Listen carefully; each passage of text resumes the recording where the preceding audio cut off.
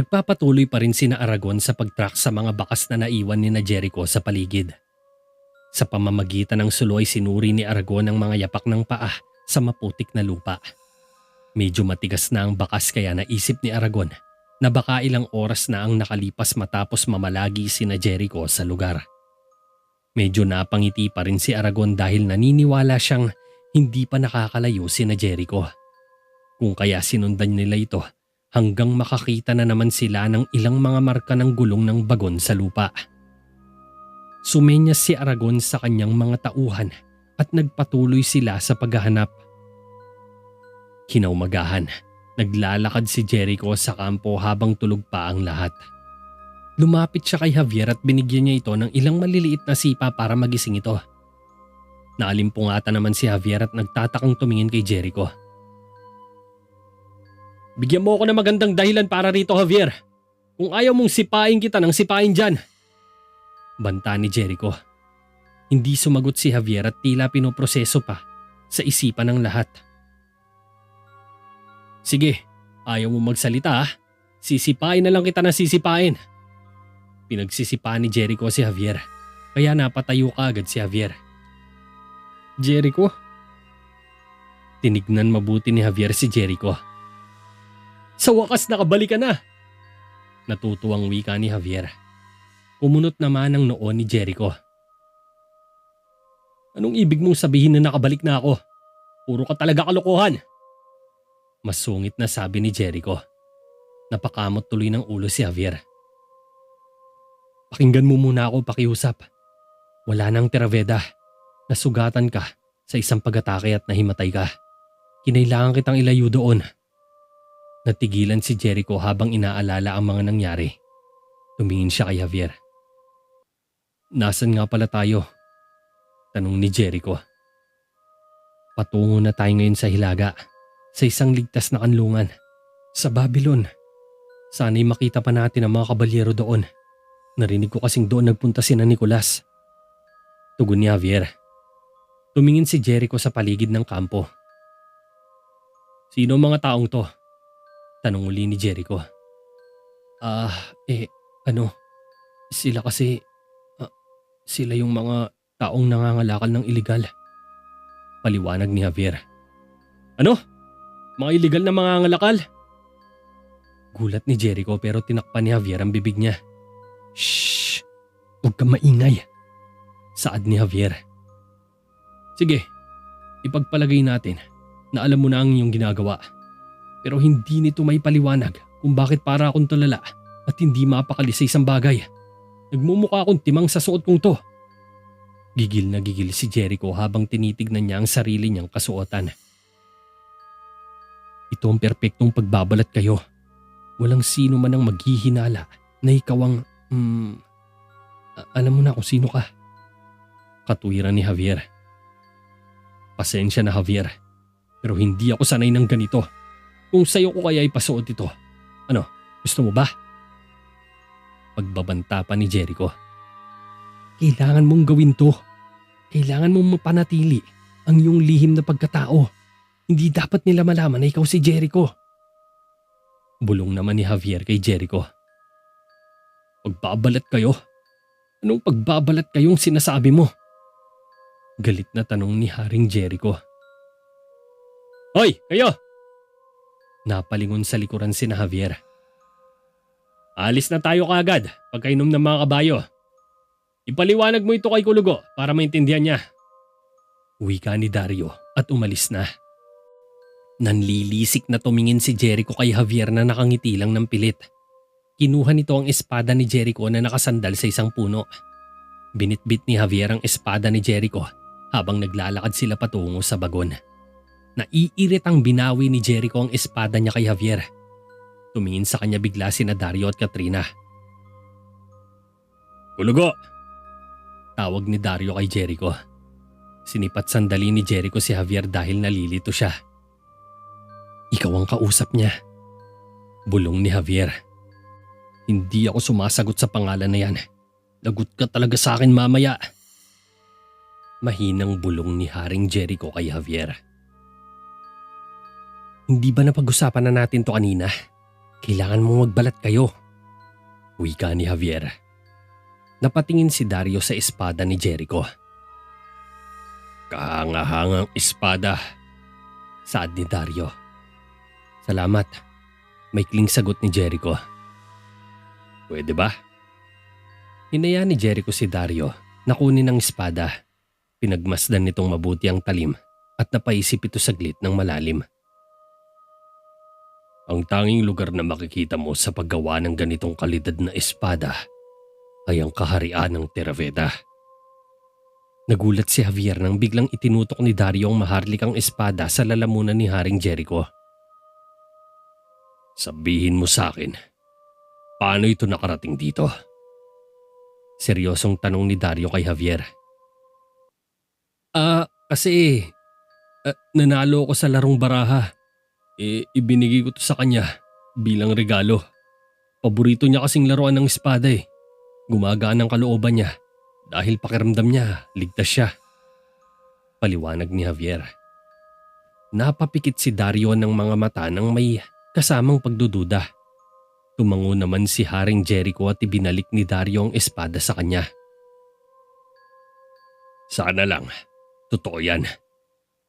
Sambit ni Dario. Kinuha ni Haring Jericho ang espada na parang hindi niya alam kung paano ito hawakan. Muntik nang mahagip sa pisngi si Dario. Mabuti na lang ay nakailag siya. Napahagik-gik tuloy si Katrina. Ayokong isipin na nagsasakay ako ng isang kabalyero ng Terraveda. Dagdag pa ni Dario. Niyakap na lang ni Jericho ang kanyang espada. Sana nga maging ganun ako balang araw. Sambit ni Jericho. Napangiti naman si Katrina. Kabalyero ng Terraveda? Tignan mo siya kung paano mangarap ng gising. Sabay tawa ni Katrina. Nakisabay na rin ang tawa si Javier habang nagkukunwari si Jericho na hindi alam kung paano ilalagay ang espada sa belt. Tama ka. Maaring bobo ang kanilang mga kabalyero, ngunit hindi sila ganun katanga katulad ng kulugong to. Panunuya ni Dario habang tumatawa. Napilitang ngumiti si Jericho at saka tumawa kasama si Javier habang ginugulo ni Javier ang kanyang buhok.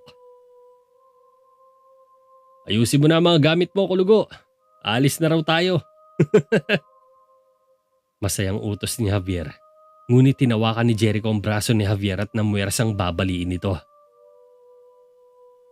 Tawagan mo pa ako ulit niyan.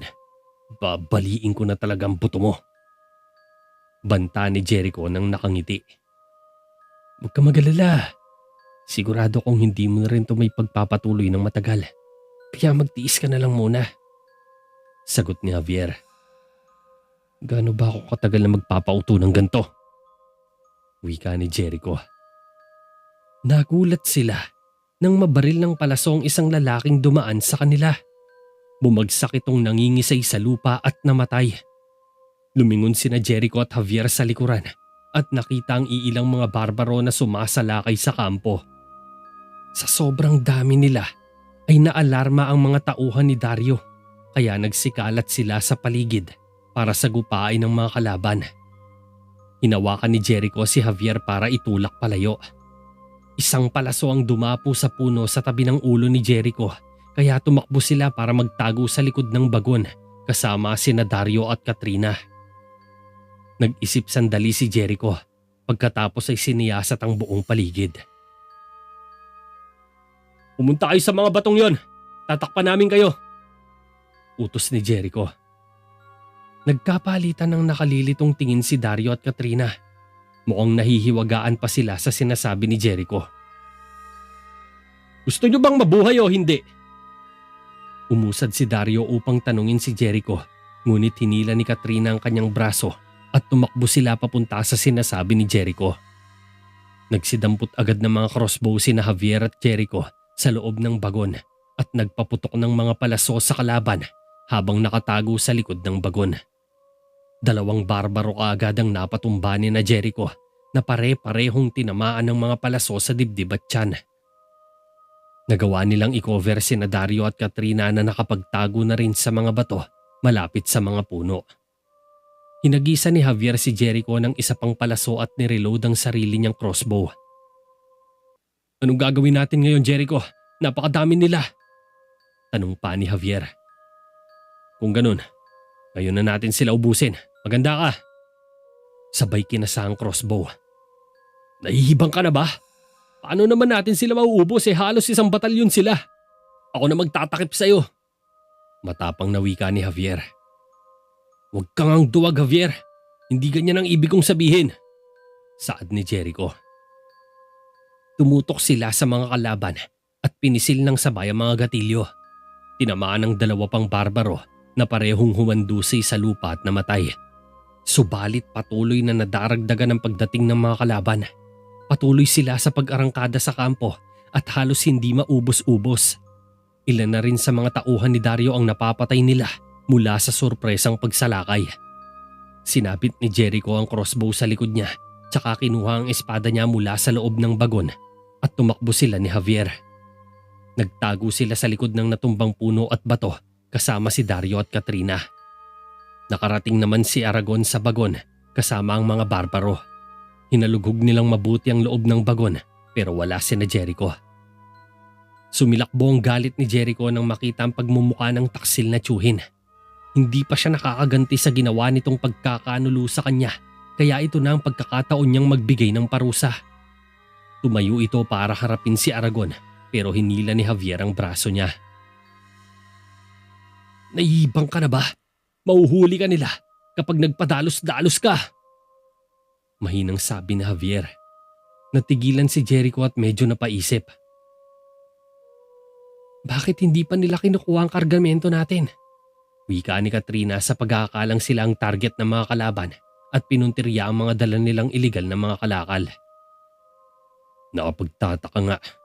Hindi man lang nila pinansin yung kargada. Ibig sabihin, kayong dalawa talaga ang pakay nila. Sino ka ba talaga ha? Tanong ni Dario kay Haring Jericho. Tama ka. Kami talaga ang hinahabol nila. Dahil ang tunay kong pangalan ay Jericho Mondragon. Anak ako ni Argo Mondragon. Sagot ni Jericho. Wala na siyang ibang choice kundi ibunyag ang katotohanan kina Dario. Ang hari ng Terveda! Galit na gulat si Dario. Oo nga. Sabay tango ni Jericho. Nanlaki ang mga mata ni Katrina sa natuklasan at halos hindi makapaniwala. Napailing si Javier. Nawala lahat ng mga pinaghirapan ko nang dahil sa katulad mong walang kwentang hari. Kasalanan mo lahat ng to. Galit na sabi ni Dario.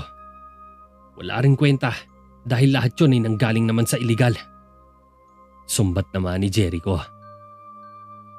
Pwes, hindi ako mangangalakal ng iligal kung hindi dahil sa buwisit na pinapatong mong buwis na yan. Tugon naman ni Dario kay Jericho. Ang mga buwis na yon ang siyang tumutulong sa pagprotekta sa mga tao sa lupaing to. Wika ni Jericho. Sarkastikong napatawa si Dario. Pwes, patay na mga tao ko. Yun bang tinatawag mong proteksyon? Tugon ni Dario. Patuloy sa pagtatalo ang dalawa kaya hindi nila namalayan ang paglapit ng mga kalaban. Pasensya na sa istorbo pero itinuon ni Javier ang atensyon niya sa mga barbaro na sumusugod sa kanila mula sa likuran. Tumayo naman sina Jericho at Dario at sabay nilang hinarap ang mga barbaro. Magkatabi silang lumaban na dalawa. Mabilis na tinuhog ni Jericho ang isang barbaro sa tiyan at sinundan naman ang hiwa sa braso ni Dario. Natumba ang kalaban na duguan ang katawan at humihiyaw sa sakit mula sa pinsala. Sumunod na umatake si Dario at nagpakawala ng right strike sa isang barbaro na tumalon sa likod ni Jericho. Ginamit niya ang braso at tinamaan niya ito sa balikat. Napasigaw ang kalaban ngunit umatake pa rin ito kaya tinuluyan na ito ni Dario. Bumagsak itong naghihingalo sa lupa. Pinunit ni Jericho ang ilalim ng kanyang mga manggas para makakilos siya ng mabilis habang maingat na nagmaneuver sa paligid. Isang kalaban ang umatake kay Jericho. Nilapitan nito kaagad ni Jericho gamit ang pagdash sa kanan at tinusok niya ito sa tiyan. Sumigaw ang kalaban matapos saluhin ng kanyang tiyanang dulo ng espada ni Jericho. Binanatan kaagad ng mga palaso si Jericho ng mga tauhan ni Aragon. Nakapagtago siya sa puno at nag-switch mula sa crossbow at kinuha ang timing pag-asinta niya. Binanatan ni Jericho ang ilang papalapit sa kanya. Tumumba ang mga ito sa lupa nang paulanan sila ni Jericho ng mga palaso. Pero nakalapit sa kanya ang isang barbaro. Tinutok nito ang espada kay Jericho. Biglang tinamaan ang isang puno at nawasak ang katawan nito kung saan nakatalon kaagad si Jericho. Inatake muli ng kalaban si Jericho kaya napatakbo siya palayo. Sinagot niya ito ng crossbow. Tinamaan sa dibdib ang barbaro ngunit tila may matigas na tingga sa balutin nito na napansin ni Jericho na nagkaroon ito ng lamat. Pambihira, nagiging mautak na pala mga barbarong ito. Akalain mo ba namang gumagamit na pala sila ng baluting tingga? Nag-reload ng palaso si Jericho. Nagtago siya sa masukal na bahagi ng kakahuyan at binaril ang mga nakikitang kalaban. Lumapit kay Jericho ang lalaking may matigas na baluti. Tinutok ni Jericho ang crossbow sa lalaki. Nakaiwas ang kalaban. Naglagay uli si Jericho ng mga balang palaso at kinasa ito. Hindi kita hahayaang makatakas! Dadalhin kita ng buhay! Sigaw ng lalaki. Naglabas ito ng maliit na crossbow na mula sa loob ng kanyang balabal at itinutok kay Jericho. Napatalon sa gilid si Jericho subalit nadaplisan ng paa niya ng maliit na palaso. Dahan-dahan nitong tinanggal ni Jericho sa paa niya. Hindi niya napansing nakalapit na pala ang lalaki. Dinakma nito si Jericho at binuhat. Napadaing si Jericho nang tumunog ng dahan-dahan ang kanyang leeg na hawak ng kalaban. Ngunit sa kabila ng paghihirap ay nagawa pa ring maitutok ni Jericho ang crossbow. Tinadtad ni Jericho ang dibdib ng lalaki at nabasag ang matigas na baluti sa katawan nito. Nang mailapit pa niya ang crossbow niya ay diniin pa niya ito sa dibdib ng lalaki kung saan may lamat. Isang tama ng palaso ang pinakawalan ni Jericho, subalit bigla siyang sinuntok ng kalaban. Natamaan siya sa tiyan pero nakalabit niya ang gatilyo at nadaplisan sa mukha ang lalaki. Nasugatan ito pero pinunasan niya lang ito ng kamay at hindi ininda ang sugat. Napahawak si Jericho sa tadyang niya. Nakaramdam siya ng sumisikip na paghinga at napansin niya na bumabagal ang kanyang pagkilos. Dahan-dahang tumayo para harapin ang kalaban na nakangiting lumalapit sa kanya. Mabilis na sumugod ang kalaban at nagbitaw ng right hook kay Jericho. Napabuga ng dugo si Jericho habang tumitilapon siya ng ilang metro. Dito na pagtanto ni Jericho kung bakit biglang nanghina ang katawan niya.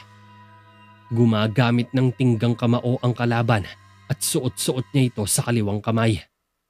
Nakakita ng punyal si Jericho sa kalabang nakahandusay sa tabi niya. Kinuha ito ni Jericho at hinagis ang patalim, ngunit sinabayan ito ng pagbaril ng lalaki ng mini crossbow. Nagkasalubong ang mga ito sa ere. Tumilapon agad ang patalim sa puno habang ang palaso naman ay bumaon sa lupa. Sinamantala ito ni Jericho at nagdash siya palapit sa kalaban. Nagswing ang kamao ng kalaban pero nakayuko si Jericho kasabay ng pagsabog ng kanyang kamao sa sikmura ng kalaban at parang napayupi ang katawan nito. Sinabayan pa ito ni Jericho ng isang sundot sa bodega at napabuga ito ng dugo at tumilapon. Napaluhod sa lupa ang tuhod ng mga lalaki. Umikit sandali si Jericho at nang iminulat niya ang mga mata ay biglang namula ang mga ito. Namumula ito sa galit.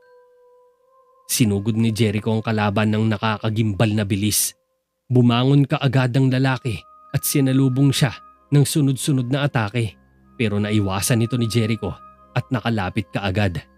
Sinuntok niya sa mukha ang kalaban. Tumagilid ang pisngi ng lalaki sa kanan at sa lakas ng suntok ay tumalsik ito ng ilang metro.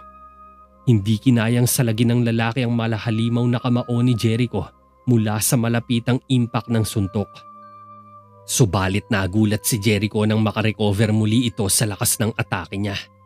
Sumugod itong muli at sinubukan itong mag-hook pero naiwasan pa rin ito ni Jericho. Kasunod na nagtapon ng somersault.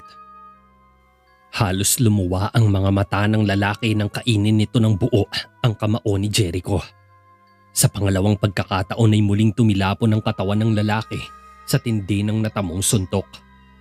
Hinugot ni Jericho ang espada niya sa tagiliran at dahan-dahan siyang lumapit sa nakadapang katawan ng kalaban. Tinignan niya sandali ang makapal na baluti ng kalaban pagkatapos ay itinarak niya ang espada sa likod nito. Tumuhog ang dulo ng espada sa armor at nagkaroon nito ng lamat.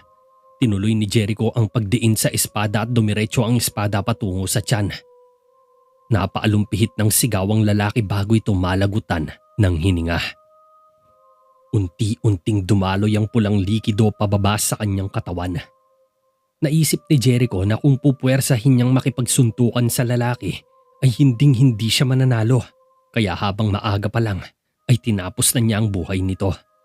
Kung di dahil sa talim ng kanyang espada ay malamang buo pa rin ang baluti nito at hindi pa rin mababasag.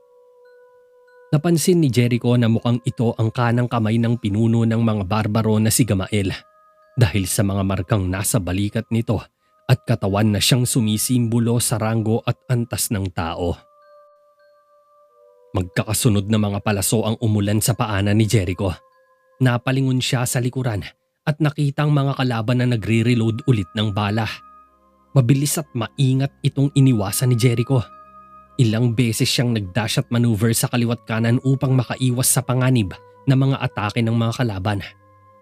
Ang ikahuling atake ng mga ito ay hindi rin tumama nang mag-slide si Jericho palapit sa isang kalaban sa pamamagitan ng mabuhanging lupa. Inislash niya ang gilid ng mga tuhod ng kalaban at napaluhod ito kaagad. Itinarak ni Jericho ang espada sa dibdib ng kalaban at napasuka ito ng dugo. Sumugod ang isang kalaban pero nasalag ni Jericho ang atake nito. Sumabog ang mga paa ni Jericho sa lupa nang magdash ito at nagtapon ng mga hiwa.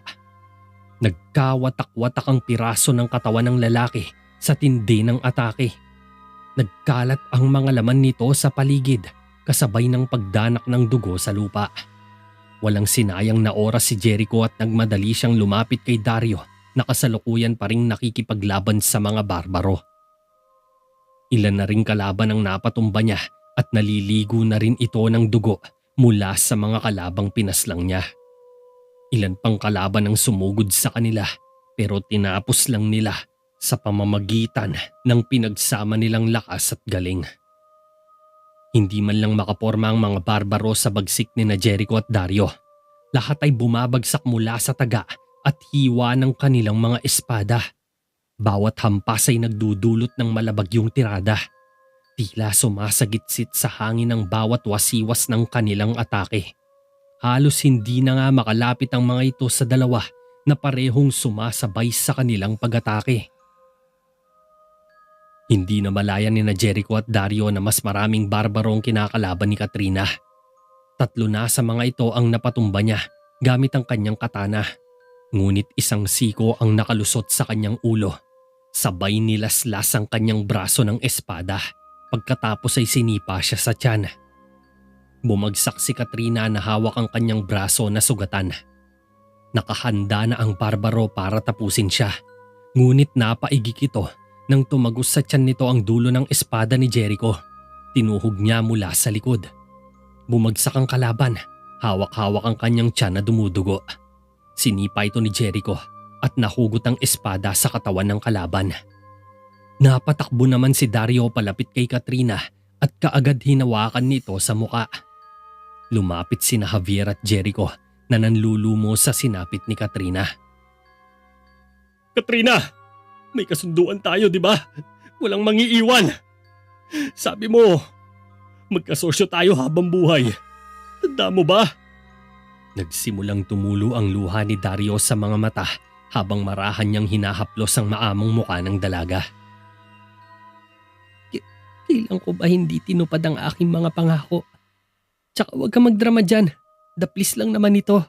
Napakalayo sa bituka. Masungit na sagot ni Katrina. Napangiti tuloy si Dario at hinalikan ng noo ni Katrina. Kailangan na nating magpatuloy. May paparating pang mga kalaban. Saad ni Jericho. Pwes, umalis na kayo. Wala namang pumipigil sa inyo eh. Galit na sagot ni Dario. Napapikit na lang ng mga mata si Jericho. Pinigilan niya ang sarili dahil ayaw niya nang makipagtalo pa. Sumama na lang kayo sa amin sa Babylon. Magiging ligtas kayo doon. Sabat ni Javier. Hindi ko pwedeng iwan ang mga kalakal ko. Kailangan kong balikan yon. Tugon ni Dario. Dario, makinig ka sa kanila. Iniligtas nila ang buhay ko. Saad naman ni Katrina. Hindi sana ito mangyayari kung hindi dahil sa kanila. Sagot naman ni Dario. Napaungol sa kirot si Katrina. Katrina! Katrina! Ayos ka lang ba?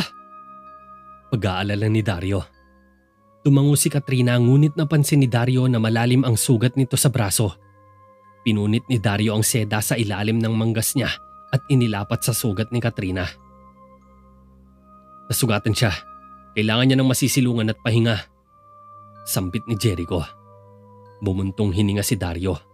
Tumingin ito kay Jericho at pagkatapos ay bumaling kay Katrina. Sige, pumapayag na ako. Ngunit tandaan mo to, Jericho Mondragon. Ginagawa ko to para sa kanya. Ikaw at ang kauri mo ay wala nang ibang dinala kundi kahirapan sa lupaing ito. Wika ni Dario at binuhat niya si Katrina sa mga bisig niya. Dumating si Raya sa labas ng selda ni na Eliseo, Kael at Mang Rigor, kasama ang ilang mga barbaro. Napatayo si Kael at Eliseo para harapin si Raya, samantalang nakaupo lang si Mang Rigor sa sulok na halatang nangihina. Dumating ka ba para magsaya, prinsesa? Pangbubuyo ng matandang manggagamot. Yan ba ang paraan mo para tratuhin ang batang dati mong inalagaan? Pero huwag ka mag-alala, patatawarin pa rin kita sa kabila ng lahat ng pagtutol mo sa akin at magsalita ng hindi maganda. Wika ni Prinsesa Raya. Hindi mo ba nakikitang nagugutom siya? Hindi ka ba naaawa sa kanya? Sabat naman ni Kael. Siyempre, pero konti lang. Pinatay mong napakaraming mga tauhan ko, kaya ihahanda kita sa kusina ng handaan. Sagot ni Raya. Lumapit si Kael sa rehas ngunit hinawakan ni Eliseo ang kanyang braso at umiling. Mas mabagal na humakbang si Kael papunta sa rehas. Nakakaladkad ang mga tanikala niya sa mga kamay habang naglalakad. Tumaas ang isang kilay ni Raya nang makalapit na si Kael. Hindi ko iniisip ang sarili ko, kundi si Mang Rigor. Hindi siya mabubuhay ng matagal nang walang pagkain. Wika ni Kael. Ngumiti si Raya at humakbang ito palapit sa mga rehas. Oh, Kael. Napakagwapo mo naman. Pero napakawalang pag-iimbot sa ibang bagay. Siyempre papayag akong maghapunan kayo. Basta handa kang maghirap para dito. Sabay ngumisi si Raya at humakbang palayo nang binuksan ng mga tauhan ng selda at hinila si Kael palabas. Naiwan si Eliseo at Mang Rigor sa loob na parehong nanghihina sa gutom. 3 araw na ang nakalipas simula nang mangyari ang pagkubkob ng mga barbaro sa Terraveda. Kaya 3 araw na ring hindi kumakain si Mang Rigor dahil hindi man lang sila binibigyan ng pagkain ni Raya, maski tubig ay wala bilang pagpataw ng parusa sa kanila. Nakatayo sa ibabaw ng burol sina Jericho at Javier kasama sina Dario at Katrina habang tinatanaw nila ang malalaking kabundukan ng sa may di kalayuan. Nakalagpas na rin sila sa border ng Terraveda at narating ang hilagang hangganan sa pamamagitan lang ng maghapon na paglalakad. Hindi sila tumigil sa pagbagtas sa kakahuyan habang sinisira ang mga bakas na naiiwan upang mailayo ang kanilang amoy. Sa ngayon ay mas pinili nilang mag-ingat kaysa magbigay ng kumpiyansa sapagkat kilala na ni Jericho ang tiyuhin. Masyado itong matalino pagdating sa mga ganitong bagay. Madali lang nitong natutukoy ang kinaroroonan ng isang taong nag-iiwan ng mga bakas. Eksperto rin si Aragon sa paghahanap ng mga taong nawawala kaya pinagkakatiwalaan nito noon ni Argo.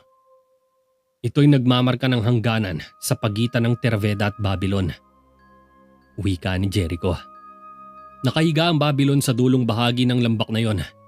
Siguro mga kalahating araw na lang ang gugugulin natin sa paglalakad. Ani Javier. Magpapahinga tayo dito magdamag. Walang paraan na matuntun tayo ni Aragon sa mga bundok na yon dahil naburan na natin ang ating mga bakas. Saad naman ni Jericho. Gagawa tayo ng apoy. Kailangan nating panatilihing mainit ang katawan ni Katrina. Baka lumala ang sugat niya kapag nagpabaya tayo. Kinuha ni Javier ang braso ni Katrina sa balikat ni Dario.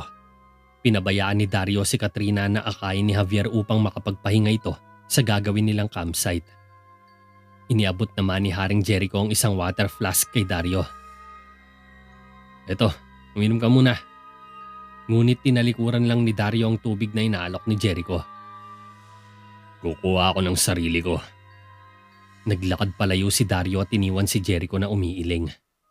Mukhang masama pa rin ang loob ni Dario sa kanya sa kabila ng nangyari. Naiintindihan naman ito ni Jericho kaya hinayaan niya lang ang lalaki.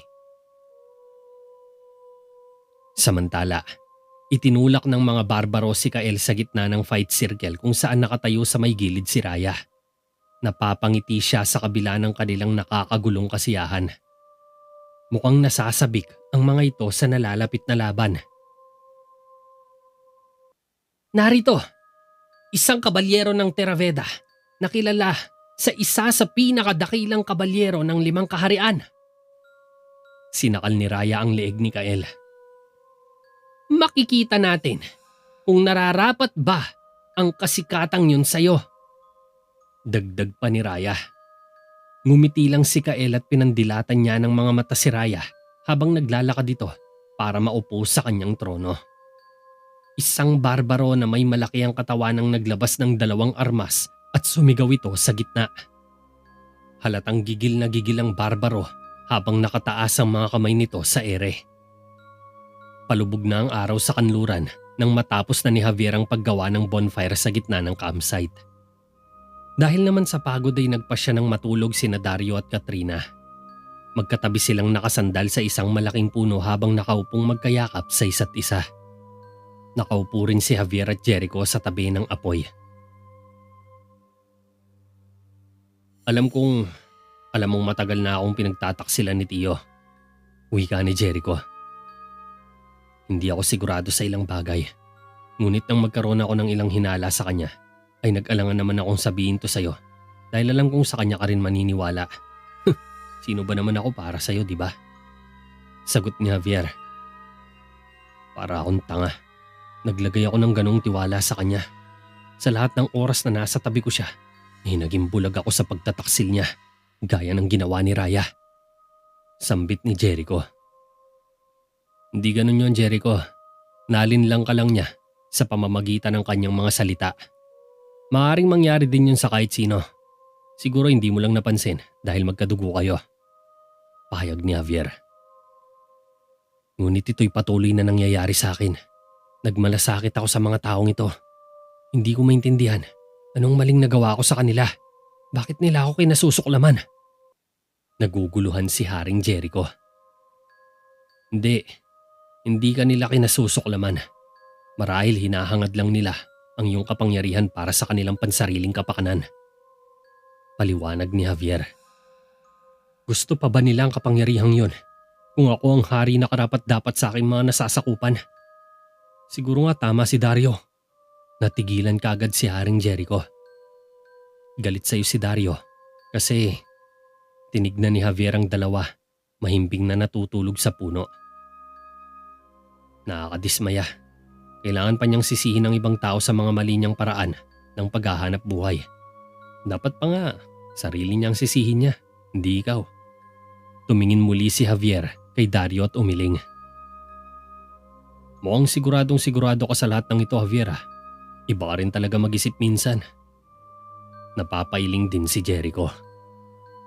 Ang alam ko lang, sa dami ng pagkakamaling nagawa mo, nanatili ka pa rin tapat sa puso mo at patapang.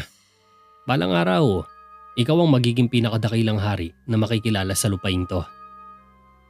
Napangiti ng bahagya si Haring Jericho. Pwes, kahit papaano, nakakatuwang marinig yan sa isang lingkod na gaya mo. Ani Jericho. Di ako nag-iisa. Maniwala ka sa akin. Marami kaming naniniwala sa'yo. Dagdag pa ni Javier na medyo nakangiti na.